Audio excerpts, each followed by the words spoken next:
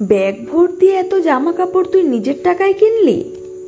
দেওয়াল সাইডে রাখা বিগ শপারের দিকে ইঙ্গিত করলেন পূরবী। বাইরে থেকে এসে ঘরমাক্ত অবস্থায় বাড়ি এসে ওর ঘরের খাটে সবে বসেছে মনামি। মায়ের জিজ্ঞাসার জবাবে বললে, না তো, স্কুলের ফান্ড থেকেই সবকিছু কেনা হয়েছে। তুই কত দিয়েছিস? মানে অন্যরাও একই দিয়েছে তো? ভিড়বাসে গড়িয়াহাট থেকে ঠায় দাঁড়িয়ে এসেছে, ফ্যানের হাওয়া একটু জিরোচ্ছে, আর এখনই এসব খুঁটিয়ে প্রশ্নে বিরক্ত লাগলো।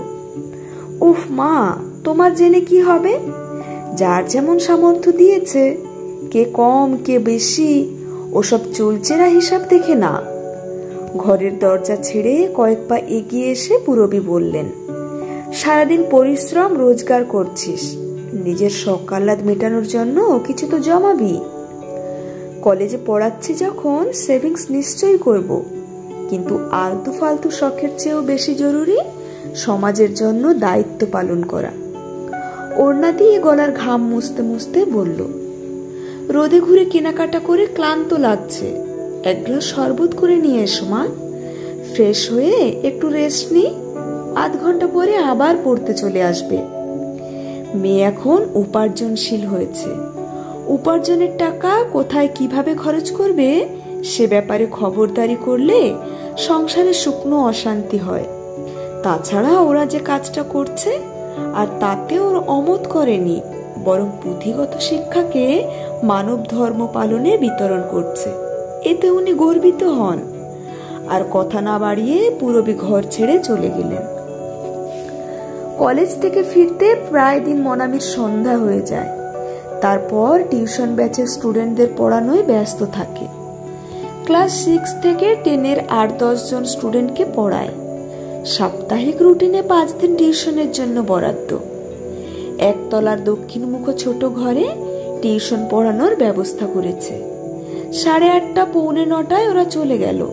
সেই দুপুরে বেরিয়ে দোকান ঘুরে ঘুরে মার্কেটিং করতে গিয়ে হাফ প্লেট চাউমিন খেয়েছিল। কখন সে খাবার হজম হয়ে গেছে। রান্নাঘরের দরজার সামনে এসে মনামি বলল, বাবা অফিস থেকে ফিরলে কি খাবার দিয়েছো মা? কড়াইয়ে সবজি নাড়তে নাড়তে বলেন, কিছু খাবার করতে হয়নি, অফিসে ফেরতা আজ তোর বাবা মাছের চপ নিয়ে এসেছে, তোর জন্য 2টো রাখা আছে, গরম করে দিচ্ছি। ড্রয়িং রুমে এসে দেখলো বাবা নিউজ চ্যানেলে চোখ এঁটে সোফায় বসে আছে।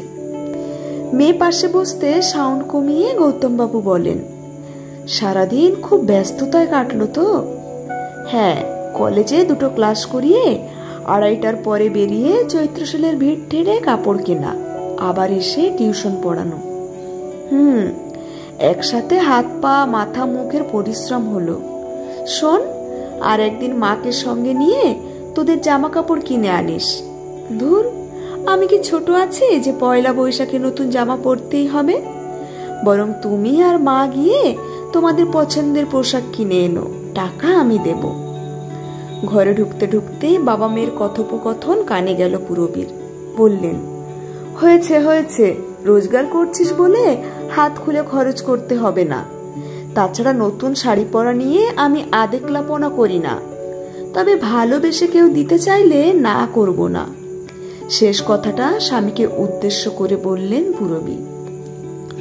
ওই দেখো, এত বছর যেন তোমায় মন্দবেশে শাড়ি কিনে দিয়ে এসেছি।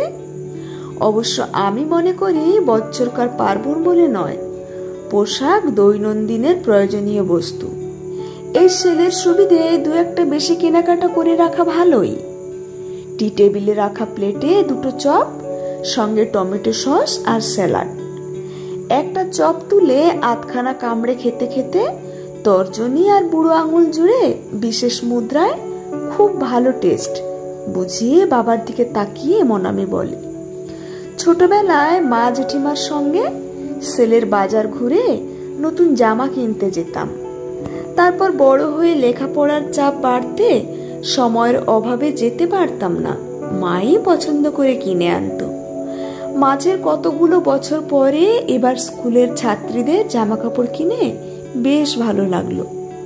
যে কাজ করতে ভালো লাগবে সর্বদা সেটাই করবি, তা নীরেন বাবু যে ঘর দুটো রং করিয়েছেন সেই জন্য টাকা চেয়েছেন? আরেকটা চপ কামড়ে দুদিকে ঘাড় নাড়ল মনামি। বলল, শুধু ইলেকট্রিক বিলটা আমাদের দিতে হবে। দুটো মাদুর, শতরঞ্জি, ব্ল্যাকবোর্ড, চক ডাস্টার, বই, খাতা, পেন্সিল কিনেছি। বসার জন্য 2-3টে টুলও কিনতে হয়েছে। ওর বাড়িতে 3টে কাঠের টেবিল আছে, সেগুলো ব্যবহার করতে বলেছেন। যাক, তাহলে সব ব্যবস্থা হয়ে গেছে। কিন্তু কলেজ করে এসে তারপর টিউশন পড়িয়ে নাইট স্কুলের জন্য সময় বের করা তোর পক্ষে চাপের হয়ে যাবে না? 7:40 কি 45-এ ক্লাস শুরু হবে। ফার্স্ট হাফে কাজল, পিঙ্কি, মেঘাদি, সম্পারা পড়বে। সেকেন্ড হাফে ওদের সঙ্গে আমি জয়েন করব। দুদিকে টাইম ম্যানেজ করতে তাড়াতাড়ি কলেজ থেকে চলে আসব। সস্নেহে হেসে মনে মনে আশিস দিলেন, মেয়েগুলোর জীবনে নতুন দিনের পথের প্রদর্শক হ। মনামি যখন স্কুল গার্ল ছিল, বছরে 2-3 বার গ্রামে দাদুর বাড়িতে বেড়াতে যেত। সেখানে অবৈতনিক বিদ্যালয়ের প্রধান শিক্ষক ছিলেন। মনামির তখন জ্ঞান বুদ্ধি হয়েছে। দাদু বলতেন, একজন মা শিক্ষিত হলে সন্তানদের মধ্যে প্রাথমিক শিক্ষার বীজ নিহিত হবে। গ্রামে বটেই, শহরেও অনেক পরিবার ছেলেদের লেখাপড়ার দিকেই বেশি জোর দেওয়া হয়। মেয়েদের স্কুল পাসটুকু দেওয়াতে আগ্রহী নন। কম বয়সে বিয়ে হয়ে সংসার সামলানো, সন্তান মানুষ করতে জীবন ফুরিয়ে যায়। অথচ এসব মেয়েদের কারো কারো মাথা পরিষ্কার হয়, বুদ্ধিমতীও হয়। সহৃদয় কেউ পাশে দাঁড়ালে উচ্চ শিক্ষিত হয়ে অনায়াসে পায়ের তলার মাটি শক্ত করতে পারবে। কথাগুলো মনামির মনে গেঁথে গেছিল। মনামি 2টো কলেজের গেস্ট লেকচারার।